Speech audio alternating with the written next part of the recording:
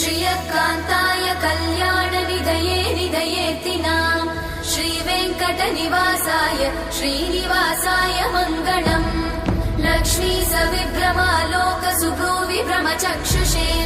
चक्षुषे सर्वलोकानां वेङ्कटेशाय मङ्गलम्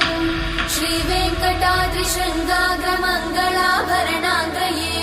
मङ्गलानां निवासाय श्रीनिवासाय मङ्गलम्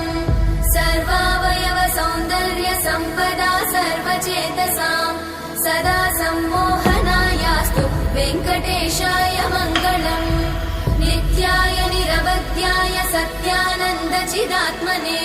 सर्वान्तरात्मने श्रीमद् वेङ्कटेशाय मङ्गलम्